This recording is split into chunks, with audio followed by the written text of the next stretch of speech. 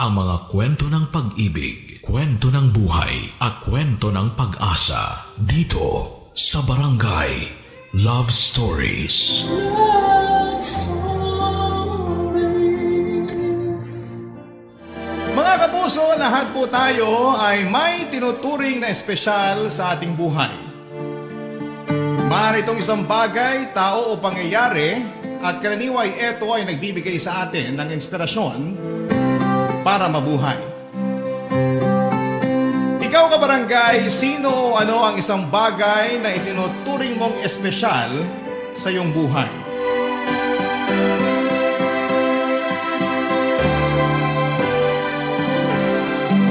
Dear Papa Dudut, may mga bagay tayong hinihiling na minsan ay maipagkakait sa atin.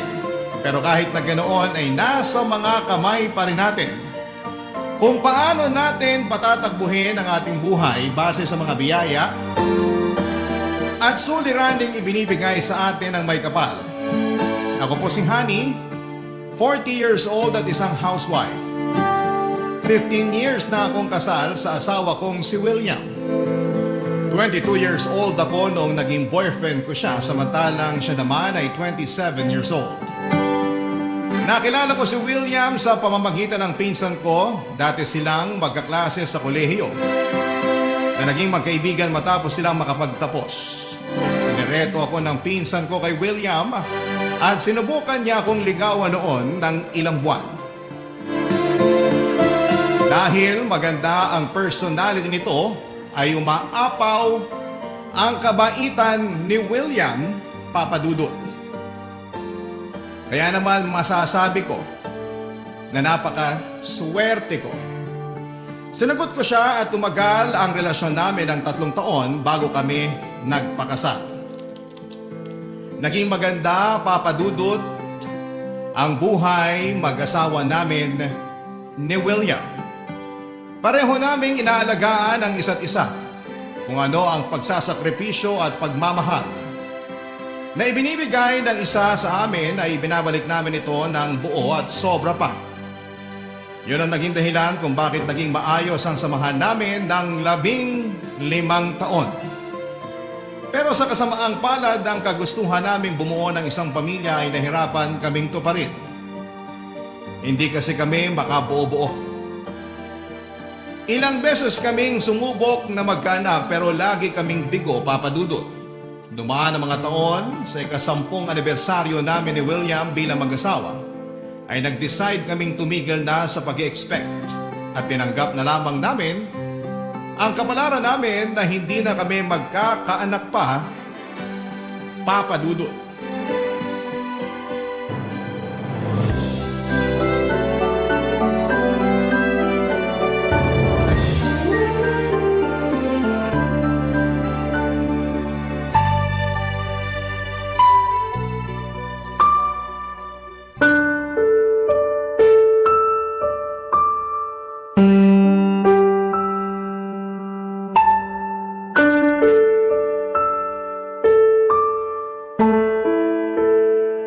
Sa tingin mo, ano naman kaya ang dahilan ng Diyos kung bakit ayaw niya tayong bigyan ng anak? Di ba ang gusto niya magparami tayo? Pero bakit may mga taong hirap namang magkaanak? Hindi ko rin alam. Basta ang alam ko, may hirap tong pinagdadaanan natin. May hirap umasa. May hirap ang maghintay. Isa sa mga pangarap ko sa buhay ay yung araw na makita kitang kalong-kalong mo ang anak natin. Pero kung wala talaga, siguro kailangan na lang talaga nating tanggapin kung ano man ang kapalaran natin. Ay, masama ba tayong tao? Hindi ba natin deserve magkaroon ng anak? Hindi, wag mong isipin yan. Wala tayong ginagawang masama. Wala tayong inaapakang tao. Wala tayong kasalanan.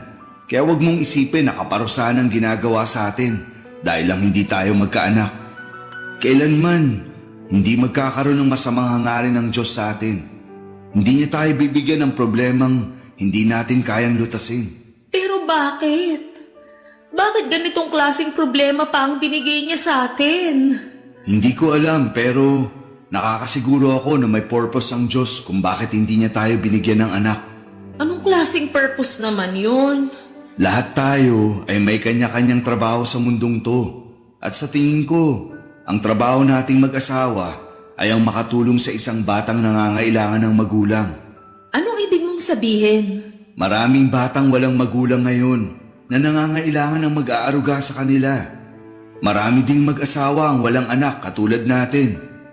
Siguro ang layunin ng Diyos para sa ating dalawa ay tumulong na mabigyan ng magulang ang mga batang mag-isa na lang sa buhay.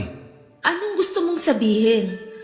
Gusto mo bang mag-ampon tayo ng bata? Oo sana. Yun na lang talaga ang naiisip kong paraan para magkaroon tayo ng anak. Naisip ko na rin yan.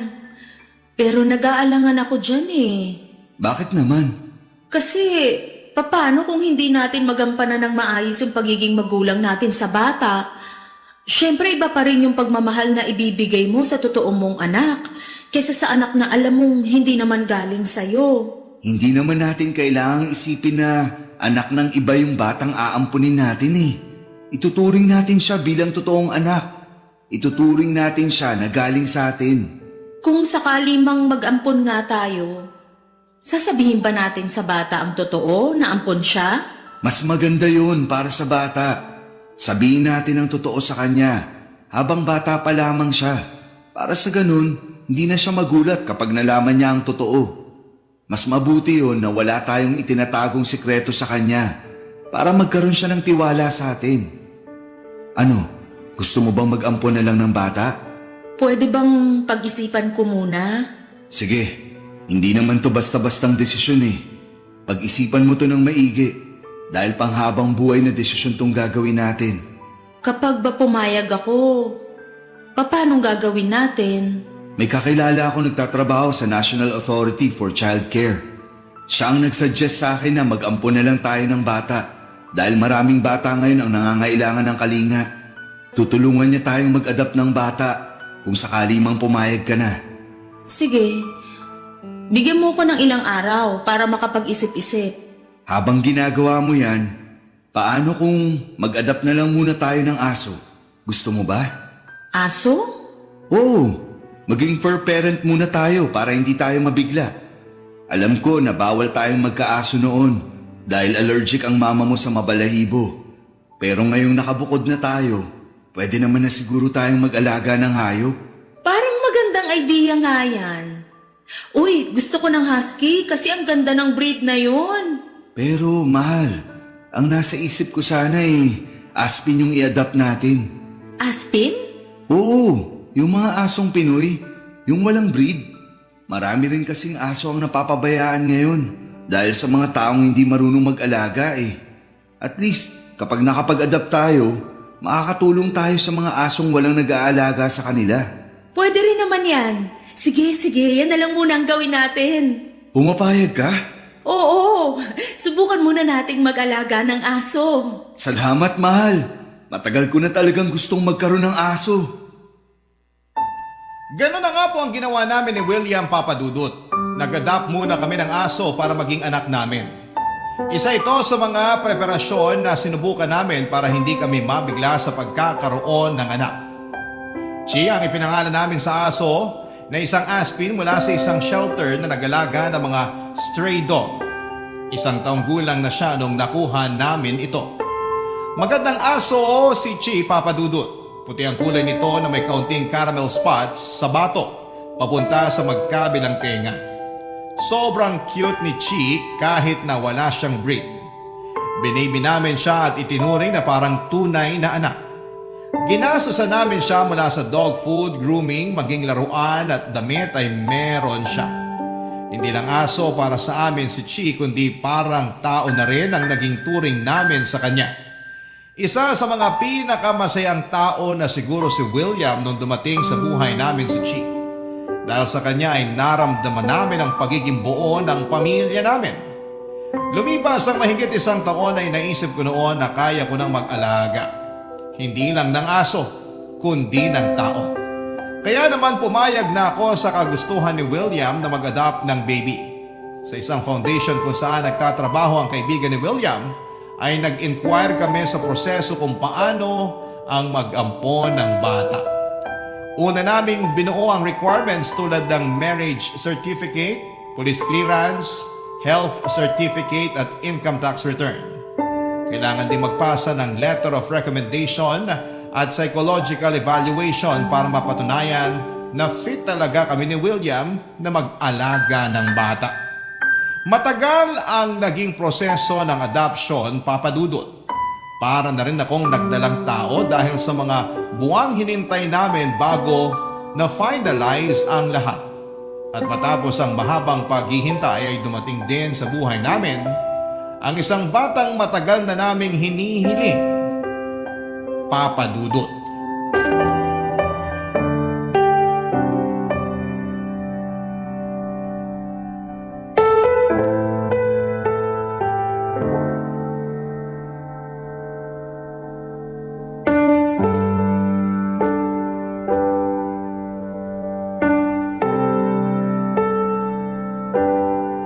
Tingnan mo, oh. Ang haba ng pilik mata niya. Oo nga eh. Manipis din ang labi oh. Tsaka medyo matangos ang ilong. Sigurado akong pogi ito kapag lumaki. Katulad ng tatay. Oo naman. San ba siya magmamana kundi sa akin? Ay, sinong mag-aakalang sa wakas magkakaroon din pala tayo ng anak? Sabi nga nila, in God's time. At ito na yun. Ito na yung oras na inilaan ng Diyos para maging magulang tayo. Uy, hello, Chi! Excited ka na rin bang makita tong kapatid mo? Halika rito. Buhatin din kita para hindi ka magselos. Ayan oh, may kapatid ka na, Chi. Meet baby Liam. Oh, huwag masyadong excited. Antayin muna nating lumaki si baby bago maglaro, ha? Oh, sige na, doon ka na muna. Paano pala yung sinasabi nilang home visit? Akala ko ba tapos na yon? May mga social worker pa rin na bibisita sa bahay natin para i-check yung status natin kasama yung bata. Kung tama yung pagkakaalala ko, tatagal tayo ng 6 months. So, sa susunod na 6 na buwan, oobserbahan tayo ng mga social worker? Oo, ganun na nga. Kailangan nilang masigurado na safe yung bata sa atin. Tapos, kapag pumasa tayo, kapag nasiguro nila na kaya nating bigyan ng maayos na buhay si baby, saka na nila ipa-finalize lahat. Dadaan siya sa korte para maging legal na nating anak si Liam. Ang haba naman pala talaga ng proseso ng pag-aampon. Mas maganda na yun para masigurado. Para na rin hindi tayo magkaroon ng problema sa hinaharap. Ang kailangan lang nating gawin ay patunayan na deserving tayo na maging magulang ni Liam. Tsaka may notes din pala sila tungkol dito sa bahay, di ba? Ah, oo. Kailangan daw maging childproof tong bahay para sa safety ni baby. So kailangan nating mag-ayos para maging child-friendly dito sa bahay. Ako nang bahala dyan. Pinaghandaan ko talaga yan. Ako rin. Excited na akong ayusin yung kwarto ng anak natin. Sabay natin ayusin tong bahay para sa bagong pamilya natin. Salamat, mahal. Kahit natagalan tayong makabuo ng pamilya, hindi ka nawalan ng pag-asa. Sabi nga nila, di ba, na kapag gusto, maraming paraan. Sandali, diyan ka lang. Pipicturan kita. O sige, ito ang magiging first picture namin ni Baby Liam. Ready? 1, 2, 3, smile! Ayan!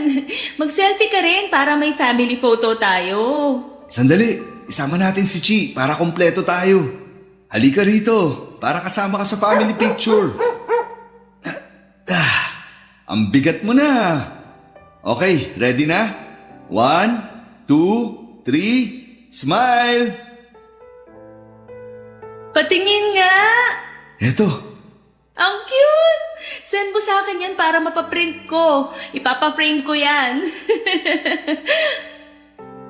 Oh, umiiyak ka ba? hindi. Tears of joy lang to. Ngayon ko lang napagtanto na natupad ko na yung pinapangarap ko na makita kang bitbit yung anak natin.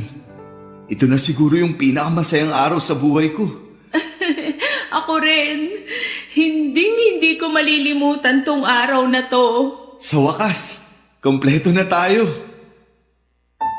Papa Dudut, malaki ang pinagbago ng buhay namin ni William simula nang dumating si Liam sa buhay namin. Ginawa namin ang lahat para maging safe ang bata at para mapatunayan namin sa social worker na fit kami bilang mga magulang ni Liam. Lumipas nga ang 6 na buwan at nakapasa rin kami bilang magulang ni Liam. Sa tulong ng aming lawyer ay naging legal na rin na anak namin si Liam. Simula noon ay unti-unti naming binuo ni William ang pangarap naming pamilya. Mas tumibay ang pagsasama namin ng asawa ko simula noong naging magulang na kami ni Liam at ng aso naming si Chi. Sa loob ng ilang taon ay si Chi ang naging kaagapay namin sa pagbabantay kay Liam. May punto noon na tuwing umiiyak si Liam ay si Chi ang nakakapagpatahan sa kanya. Para bang magkapatid na nga ang itsura ng dalawa kahit na aso lamang si Chi. Kailanman ay hindi iniwan ng aso namin ang tabi ng anak namin. Bilang kapalit sa pagiging loyal ni Chi sa amin ay ibinibigay namin sa kanya ang lahat ng gusto niya. Kung gaano ang pagmamahal at pag-aalaga na ginagawa namin kay Liam ay ganon din ang pinaparamdam namin kay Chi. Minsan ay twinning pa nga sila sa damit kapag lumalabas kami ng bahay, Papa Dudut. Si China ang nagmistulang panganay namin samantalang si Liam naman ang pangalawang anak. Hanggang sa dumating ang pandemic noong 2021. Pareho kaming nawala ng trabaho ni William. Sa loob ng mahigit 1 taon ay umasa lamang kami sa emergency fund naming dalawa habang naka-lockdown ng buong Pilipinas. At nung lumuwag ang restriction ay sa halip na maghanap ulit ng trabaho, ay naisipan namin mag-asawa na umuwi na lamang sa probinsya at doon ay pagpatuloy ang masayang buhay namin. Papa Dudut. Barangay Love Stories. Barangay Love Stories. Papa Dudut, sa Isabela ang probinsya namin. Doon ako lumaki kasama ang 2 kong kapatid. Noong namatay ang mga magulang namin ay nahati ang kanilang ari-arian sa aming 3. Sa akin napunta ang family house namin samantalang naghati naman ang 2 ko pang kapatid sa sakahan na pagmamay-ari ng pamilya namin. Habang bubuo ako ng pamilya noon sa Maynila ay iniwan ko muna sa pangangalaga ng kapatid kong si Kuya Nestor ang family house namin. Simula noon na siya na ang tumira doon kasama ang sarili nitong pamilya. Samantalang isa ko pang kapatid ay ibinenta ang lupang nakapangalan sa kanya para gamitin ang pera sa pag-abroad nito. Papa Dudut, ang buhay nila Kuya Nestor ay malayong malayo sa buhay naming mag-asawa. May 9 silang anak at tanging si Kuya lamang ang nagtatrabaho sa kanilang pamilya bilang construction worker. Kahit isang tuka na maituturing ang kanilang buhay. May pagkakataon noon na sa akin umuutang si Kuya Nestor at bilang wala naman akong pinagkakagastosan noon ay pinapahiram ko sila ng pera hanggang sa nagpatong-patong na lamang ang utang nila sa akin. Ako rin ang nagpaaral sa pangalawa nilang anak na hindi rin nakapagtapos dahil mas pinili nitong sumama sa barkada. Nung umuwi kami sa Isabela ay masaya kaming sinalubong ng pamilya ni Kuya Nestor. Pero ang tuwang nararamdaman nila ay napalitan ng pag-aalinlangan. Noong nalaman nila ang balitang doon na kami titira ng sarili kong pamilya, Papa Dudut.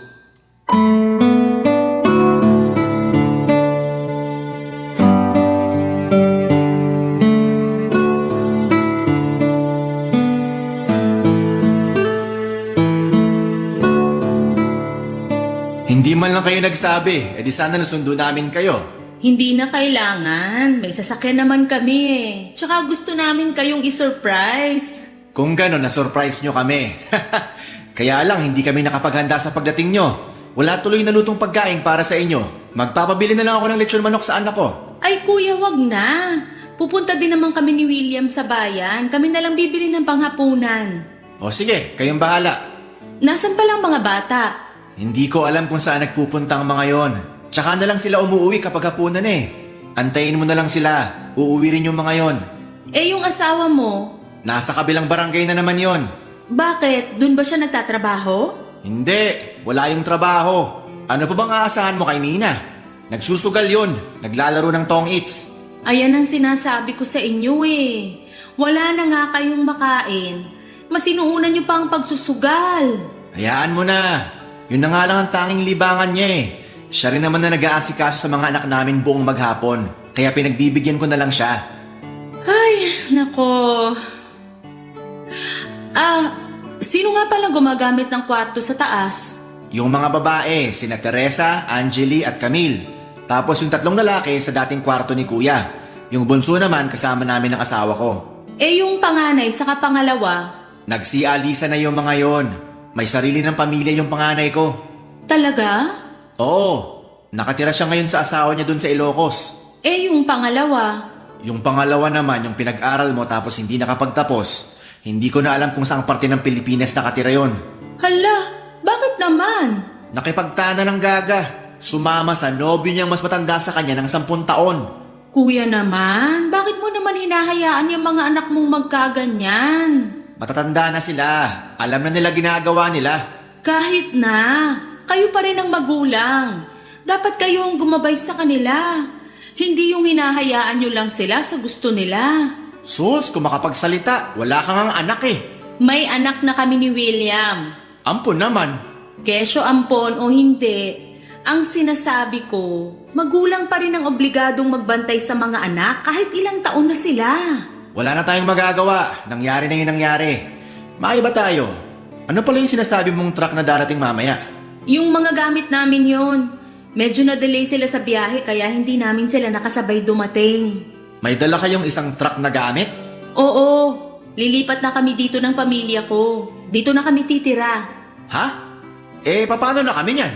Huwag kayong mag-alala, hindi naman namin kayo paaalisin eh. Malaki naman tong bahay, kaya magkakasya naman siguro tayo lahat dito. Siguraduhin mo lang ha? Wala kaming ibang malilipatan yan. Oo, huwag kang mag-alala. Bakit nyo naman naisipang lumipat dito? Hindi ba mas magandang buhay sa Maynila? Wala na kaming trabaho dun eh. Naisip namin na dito na tumira at magpatayo na lang ng negosyo. Mas tahimik dito, tsaka mas maganda ang buhay kesa dun sa Maynila. Kung sa bagay, O siya, sige, aalis na muna kami ni William. Mag-grocery lang kami. Kami na bahala sa hapunan natin mamaya. o sige, mag-ingat kayo.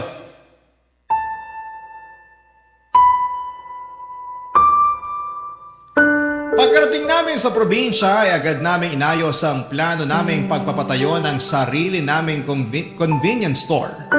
Medyo malayo sa bayan ang bahay namin, Papa Dudut. Kaya kinailangan pa naming maghanap ng pwesto kung saan ay maraming tao at walang masyadong kakompetensya. Kasabay nito ay agad ding naghanap ng trabaho si William.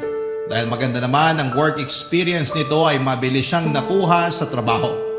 Samantala, mas pinili ko namang maging stay-at-home mom na lamang para mabantayan sina Liam at she sa bahay. Dahil malaki-laki naman ang family house namin, ay hinayaan ko na lamang ang pamilya nila Kuya Nestor na manatili doon.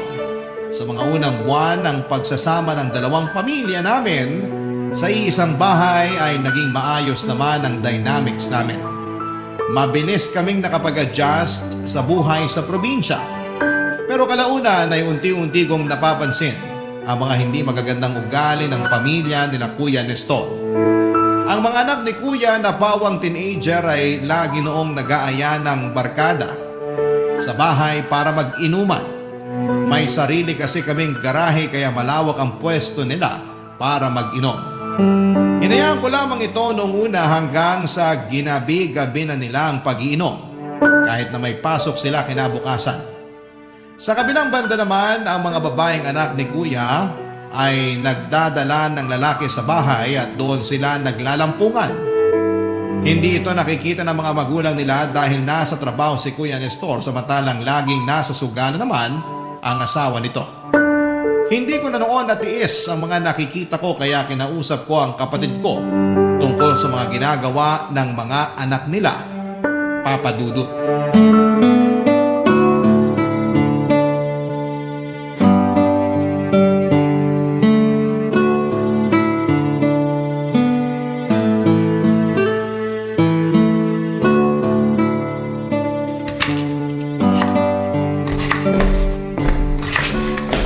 Honey, ano yung ginagawa mo? Nagpe-prepare na ako ng sahog para sa ulam na lulutuin ko mamaya.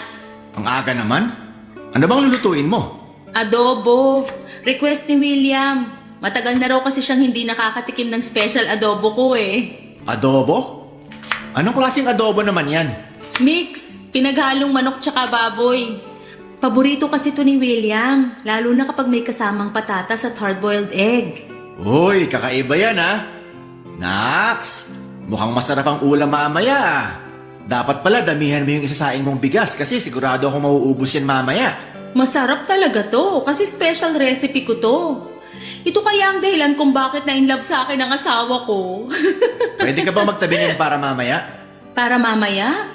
Bakit? Sinong ipagtatabi mo? Magiinuman kasi rito mamaya yung mga barkada ni Arnold eh. Wala silang pulutan. Mukhang madami naman yung lulutuin mo eh, kaya ipagtabi mo na lang sila. Madami to kasi madami tayong kakain. Pati ba naman pulutan nila, paproblemahin ko pa? Konti lang naman eh. Na-budget ko na to para sa ating lahat, kaya sakto lang tong lulutuin ko. Eh paano yan? Wala silang pupulutanin mamaya. Aba, hindi ko na problema yon. May pang-inom sila tapos wala silang pambili ng pulutan? Hindi ka na naawa sa mga bata. Ay, hindi ako maaawa sa mga ganyang bagay. Nadadamay na sila sa mga ulam na niluluto ko at sapat na yun. Pati ba naman pulutan sa akin iaasa? Sa susunod, wag silang mag-inom kung wala silang pambili ng pulutan nila. Eh di wag ka na magtabi. Ang dami mo namang sinabi. Nakikisuyo lang naman ako eh. Kasi naman, bakit mo hinahayaan yung mga anak mo na araw-araw nagiinom? Hindi yan maganda sa kalusugan. Mga binata ng mga anak ko. Natural magiinom at magbabarkada yung mga yan. Parte yan ng pagbibinata. Parang hindi ka naman dumaan dyan. Hindi natural yun, kuya. Okay lang yung uminom paminsan-minsan, pero yung araw-araw? During weekdays pa at may pasok sila kinabukasan? Hindi naman apektado ang pag-aaral nila eh. Anong problema dun? Ang problema doon, bukod sa maaga nilang tinutusta ang mga atay nila, gastos yung ginagawa nila. Sa halip na yung pera na pambili ng alak, ibili sa mga importanteng bagay, di sana nakakatipid pa kayo ng asawa mo. Bakit mo ba pinoproblema yan? Eh hindi naman ikaw ang gumagastos sa pang-inom nila. Pulutan nga, ayaw mo magbigay eh. Tapos nangingialam ka pa dyan? Hindi ko sila pakikialaman kung hindi ako nadadamay. Kung walang-wala kayo, kanino ba kayo humihiram ng pera? Hindi ba sa akin? Ngayon, isusumbat mo na yung pagpapahiram mo ng pera sa akin. Hindi ko sinusumbat yon. Gusto ko lang ipunto na ayusin niyo yung mga priority niyo sa buhay. Tingnan mo nga anong oras na. Nasaan yung asawa mo? Nandun pa rin sa sugalan. Alam mo may pagka-intermitida ka rin eh. Huwag mong pakialaman tong pamilya ko. Hindi ko naman pinapakialaman ng pamilya mo ah. Hindi nga, pero para sa ikabubuti niyo naman tong ginagawa ko. Nasa iisang bahay tayo, kaya kailangan tayong magtulungan. Tulungan mo na lang ako kapag nagpapatulong ako sa'yo. Pero kapag hindi ko kailangan ng tulong mo, manahimik ka na lang. Grabe ka, kuya. Ikaw yung grabe. Magluto ka na nga lang dyan. Papadudot, nakakalungkod na minasama ni Kuya Nestor ang pagbibigay payo ko sa kanya. Sa tingin ko ay may karapatan naman akong pagsabihan sila dahil una, ako ang may-ari ng bahay na tinutuluyan nila at pangalawa ay kapakanan lang din naman ng pamilya niya ang concern ko. Pero kahit na napagsabihan na ay wala pa rin nagbago sa mga hindi magagandang asal nila, Papadudot. Sa katunayan ay mas lumala pa nga ito na para bang sinasadya nila ang mga ginagawa nila. May pagkakataon noon na nagpapasaring na sa amin ang asawa ni Kuya Nestor. Ang pinakaayaw daw niya sa lahat ay ang mga taong pakialamera. Sinabihan naman ako ng asawa ko na hayaan na lamang sila pero hindi ako ganon, Papadudot. Ayokong tinatapakan ako ng ibang tao kaya noong sumobra na ang mga pagpaparinig na ginawa ng hipag ko ay sinagot ko na siya. Nauwi ito sa awayan ng dalawang pamilya sa puntong hindi na kami nagpapansinan noon kahit na nasa isang bahay lamang kami. May hangganan ng pasensya ng bawat tao, Papadudot. At kahit pa gaano kabait ang isang tao ay nauubos din ang pangunawa nito. At gano'n na nga ang nangyari sa akin. Nang minsang nagkaroon ulit ng inuman, ang mga pamangkin ko sa bahay namin ay biglang nagkaroon ng gulo. 2:00 na noon ng madaling araw noong nagising ako sa mga sigawan nila sa baba. Nang tignan ko kung saan nanggagaling ang komosyon ay nagulat ako noong nakipagbatuhan na ng gamit ang isa sa mga anak ni Kuya Nestor. Sinubukan ko silang awatin at muntik na rin akong madisgrasya noong isang malaking bato ang lumipad papunta sa direksyon ko. Mabilis naman akong nakailag pero natamaan ang sasakyan namin. Nagalit si William sa mga nangyari at sila naman ni Kuya Nestor ang nagkaalitan. Matapos nitong kampihan ang kanyang mga anak.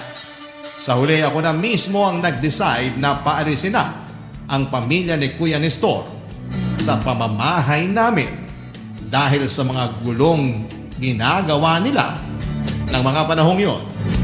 Papa Dudut. Barangay Love Stories. Barangay Love Stories.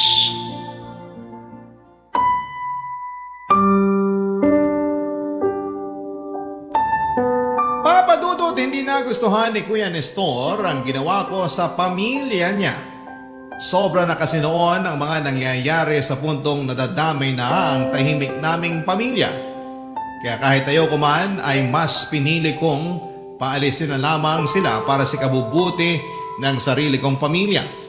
Pero dahil sa ginawa ko ay nagtanim ng sama ng loob sa akin ang sarili kong kapatid. Pati na rin ang buong pamilya nito. Ganun pa man ay wala na silang magagawa dahil sa akin nakapangalan ang family house namin, Papa Dudut. May sariling lupa naman talaga si Kuya Nestor pero matagal na nila itong naibenta para mabayaran ang mga utang ng kanyang asawa sa pagsusugal. Pagkatapos nilang umalis sa bahay ay nangupahan sila malapit sa construction site kung saan nagtatrabaho si Kuya. Minsan tuwing nalalasing ang kapatid ko ay nagpupunta siya sa bahay para magwala. Kapag nangyayari yon, ay agad akong tumatawag ng barangay para hindi na mag-escalate pa ang gulo.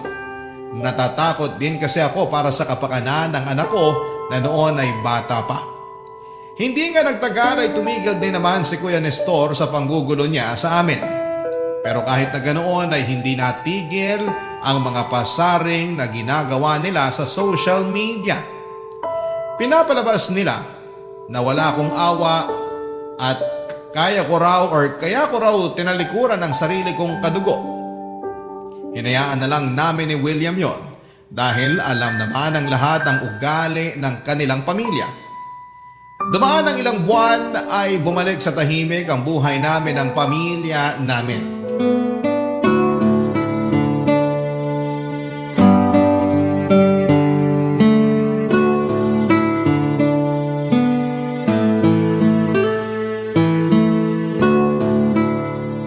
Marami kang niluto para sa breakfast ngayon ah.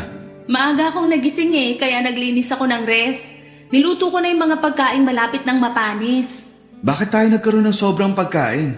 Di ba nga, twice tayong kumain sa labas this week. Tapos nag-attend pa tayo ng birthday kahapon. Ay, oo nga. Naaalala ko na naman yung nangyari kahapon. Bakit? Di ba nga, nagpang-abot tayo nila Nestor? Hindi ko alam na imbitado rin pala sila sa birthday. Kababata kasi namin yung naghanda, kaya malamang imbitado kaming dalawa. Pero hayaan mo na yun. Ang mahalaga, wala namang masamang nangyari. Anong wala? Todo nga kung magparinig yung asawa niya kahapon. Hindi naman ako apektado dun. Tsaka alam naman ang lahat yung nangyari, kaya hindi niya tayo masisira sa mga parinig niya. Kung sa bagay nga naman. Pero nakapag-usap kayo ng kapatid mo, di ba? Oo, kinamusta ko siya. Ano namang sinabi? Wala naman. Okay lang naman daw sila. May trabaho na yung asawa niya tapos nasa construction pa rin daw siya. Kahit papaano, nakakasurvive naman daw sila sa pang-araw-araw nila. Hindi na ba siya galit sa'yo? Siguro may konting tampo pa rin. Pero hindi ko naman ramdam na galit pa rin siya sa akin. Mabuti naman kung ganun. Yung store pala, kumusta na? Nakahanap ka na ba ng dagdag na bantay doon? Oo, nagsimula na siya kahapon. Bale, 3 na sila lahat doon. Dadaan ako mamaya sa store pagkatapos ng trabaho ko para ma-check ko sila. Nga pala, lalabas kami mamaya nila Liam. Papagupitan ko yung buhok niya tapos ipapasyal ko na rin sila ni Chi sa playground pagkatapos. O sige, kailangan mo ba yung sasakyan para iwan ko na lang? Hindi, wag na. Gamitin mo na lang. Magko-commute na lang kami mamaya. Okay, sige. Teka, nasan pala si Chi? Hindi ko pa yun nakikita. Nandyan lang siguro yan. Baka nasa likod, naglalaro na naman. Chi! Halika na, kumain ka na rin. Wala eh. Sabi na may mali eh. Kasi kapag ganitong breakfast, nandito na yun na umaaligid. Sandali nga. Chi! Check mo nga dyan sa likod, dyan sa may labahan. Chi! Chi! Wala eh. Wala siya dito. Wala? Hala, sa taas kaya? Wala siya doon. Doon ako galing eh. Hindi ko siya napansin doon bago ako bumaba. Sandali, check ko muna sa harap, baka nandun siya.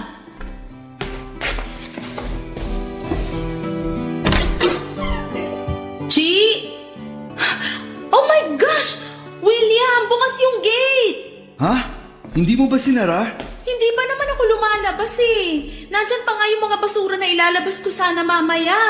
Baka naman hindi mo na isara kagabi. Hindi, sinara ko yung gate kagabi. Yun yung last na ginawa ko bago ko umakyat para matulog. Eh bakit bukas yung gate? Naku, baka nakalabas na yun. Halika, hanapin natin. May mga nanguhuli pa naman dito ng mga asong gala kasi may city ordinance na bawal ang mga galang aso. Ako na lang maghahanap sa kanya. Dito ka na lang. Baka biglang magising si Liam. Wala siyang kasama. O sige, itanong mo yung mga kapitbahay natin kung napansin ba nila si Chi. Baka nandyan lang siya, nakikipaglaro sa ibang aso. Okay, sige. Papa Dudut, wala pa pong CCTV noon sa bahay namin kaya hindi namin alam kung paano at bakit nakabukas ang gate ng bahay ng araw na yon. Ang CCTV naman sa kalye namin ay hindi gumagana kaya nahirapan talaga kaming hanapin ang aso naming si Chi. Nilibot na rin namin noon ang buong bayan pati na rin ang mga karatig lugar nito. Pero hindi talaga namin nakita ang alaga namin at ni isa sa mga kapitbahay namin ay walang nakapansin sa paglabas ni Chi. Halos hindi ako makatulog noon sa sobrang pag-aalala. Lagi kong iniisip kung nakakain pa ba si Chi, kung may maayos ba itong tinutulugan o kung may buhay pa ba ito. Papadudod parang anak na ang turing namin ni William sa asong yon. Kaya naman labis ang lungkot na nararamdaman namin. Noong lumipas sa mga araw ay hindi pa rin namin siya nahanap. Nagpaskil na kami noon ng missing picture nito sa bawat barangay sa lugar namin. Araw-araw din kaming nagpo-post noon sa Facebook kung may nakakita ba sa kanya. Sa sobrang desperado namin ay willing pa kaming magbigay noon ng pabuya sa kung sino man ang makapagbabalik sa amin kay Chi. Pero sa kasamaang palad ay hindi namin muling nakita pa si Chi. Ang unang anak na itinuring namin ni William, si Chi ang unang nagbigay sa amin ng pamilya na matagal na naming hinahangad. Kaya daig pa namin ang namatayan nung hindi na namin muling nakita pa ang aso namin. Papadudod sinisisi ko ang sarili ko sa mga nangyari. Dumating pa nga ito sa puntong kine-question ko ang sarili ko kung nasara ko ba talaga ang gate namin ng gabing yon o hindi. Mabuti na lamang kahit na ganoon ang nangyari ay hindi ako sinisi ng asawa ko sa nangyari. Kasabay ng pinagdadaan na naming pagsubok noong araw na yon ay nasakto namang binisita ako ng kapatid kong si Nestor upang kumustahin kami, Papa Dudu.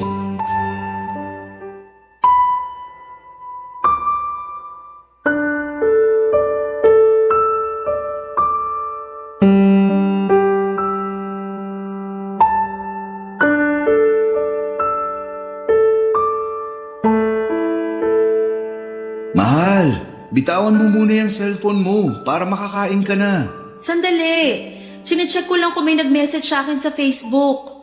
Baka kasi may nakakita na kay Chi. Hindi na natin makikita pa si Chi. Huwag ka namang sumuko agad. Matalinong aso si Chi. Alam niya kung saan siya uuwi. Ilang araw na ang lumipas. Hindi na babalik ang aso natin, honey. Kasalanan ko to eh. Huwag mong sisihin ang sarili mo. Walang may gusto sa nangyari. Sa tingin ko, May kumuha sa kanya eh. Kumuha? Oo, kasi kung nakatakas lang siya, babalik at babalik yun. Pero dahil hindi na siya bumalik, malamang may kumuha sa kanya. Sana kung sino man yun, ibalik na niya si Chi. Miss na miss ko na talaga siya eh. Ako rin, miss ko na siya. Hindi pa rin naman nawawala yung nararamdaman kong pag-asa na baka isang araw, bigla na lang bumalik sa atin si Chi. Pero kung magpapakatotoo ako, mas maganda yung tanggapin na lang natin yung posibilidad na wala na talaga siya. Sana talaga may nakakita na lang sa kanya. Para kahit papano mapanatag ako na may nag-aalaga sa kanya. Honey, nandyan ba kayo? May tao yata. Tama? Sino kaya Ako. yun? Sandali, check ko.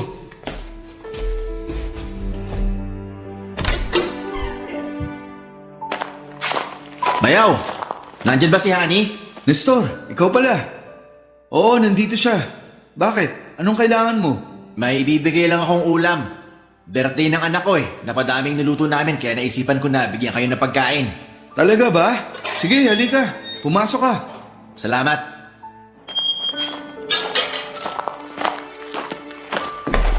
Honey, nandito si Nestor. Kuya? Anong ginagawa mo rito? Nagdala ko ng ulam nyo. Adobo. Eto. Wow, salamat. Anong meron? Birthday daw ng anak niya. Talaga? Sino? Yung bunso ko. Kung gusto nyo, daan kayo sa bahay. Maraming handa doon ngayon. May inuman din bayaw kung gusto mo. Salamat, pero hindi ako umiinom eh. Enjoy na lang kayo. Ano naman tong dinala mo? Adobo. Nabanggit mo noon na paborito nyong adobo. Kaya naisip ko na dalhan ko kayo nito. Parang peace offering ko na rin sa inyo. Maikli lang ang buhay para magkatampuhan. Kaya ako na mismong humihingi ng tawad sa mga maling nagawa namin ng pamilya ko sa inyo. Hayaan mo na yon. Kalimutan mo na yung nangyari noon. Magkapatid tayo at tayong dalawa rin lang naman ang magtutulungan sa hirap eh. Salamat. Oh, tikman nyo na tong luto ko. Gusto kong malaman kung pasado ba sa panlasa yung gawa ko. O sige nga, anong klaseng adobo ba to? Hulaan nyo kung ano. Bayaw, tikman mo rin. O sige. Anong klaseng karne to? Medyo mabuto siya, tsaka parang medyo makunat. Sorry ha. Huwag ka ma-offend. Makunat ba? Karne ba to ng kambing? Masarap naman siya. Masarap ba? Hindi yan kambing. Hindi kambing? Eh ano to? Parang hindi naman to baboy o baka eh. Aso. Adobong aso yung kinakain nyo. Ano? Aso to? Pinakain mo kami ng aso? Hindi lang yan basta aso. Yan yung pinakamamahal nyong aso. Nawawala yung aso nyo, di ba? Ayan, nahanap nyo na siya. Anong sabi mo? Oh my gosh! Lintik lang ang walang ganti. Sinira nyo ang pamilya ko. Dahil sa inyo, lagi kami nag-aaway ng asawa ko. Kaya ito ang bawi ko sa inyo. Gago ka!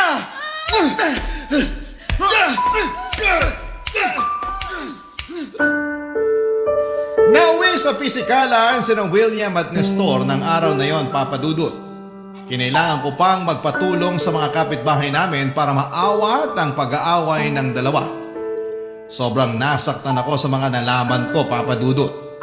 Ang aso na inalagaan at minahal naming parang tunay na anak ay ginawa lang siyang pulutan ng kapatid ko para paghigantihan kaming mag-asawa. Ang malala ay ipinakain pa nito sa amin. Agad-agad naming ipinahuli si Kuya Nestor sa mga pulis at nagsampa kami ng reklamo sa kanya dahil alam namin ni William na meron ng Animal Welfare Act ngayon o ang pagbabawal sa pagpatay at pagmamaltrato ng mga hayop. Isang malaking krimen ang ginawa ni Kuya na pagpatay at pagluto ng aso. Nakulong si Kuya at saka siya pinagmulta. Ilang buwan matapos siyang madakip ay nabalitaan na lang naming nagkasakit pala siya sa kulungan na siyang naging sanhi ng kanyang pagkamatay. Hindi ko ninais na mangyari yon kay Kuya pero siguro ay karma na rin mismo ang gumawa ng paraan para maningil sa kasalanang kanyang ginawa. Papadudod para maibsan ang kalungkutan namin ni William sa pagkawala ni Chia ay muli kaming nag-adapt ng aso sa isang shelter. 2 aso ang kinuha namin na siyang nagsilbing bagong kapatid ng anak naming si Liam. Pagkatapos nito ay lumipat kami ng tirahan matapos ang nangyari para makalayo na kami sa pamilya ni Kuya Nestor. Ibinenta namin ang family house na nakapangalan sa akin at nagpatayo kami ng bago. Ngayon ay maayos at tahimik na ulit ang buhay namin, Papa Dudut.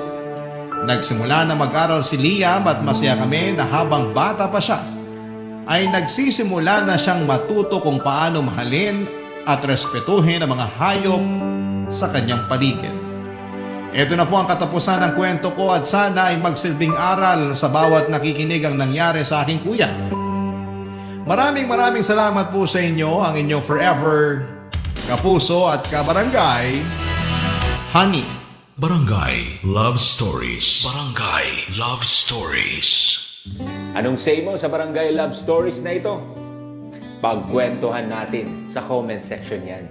Nagustuhan ng iyong napakinggan? Ituloy yan via live stream sa www.gmanetwork.com/radio. Barangay LS 97.1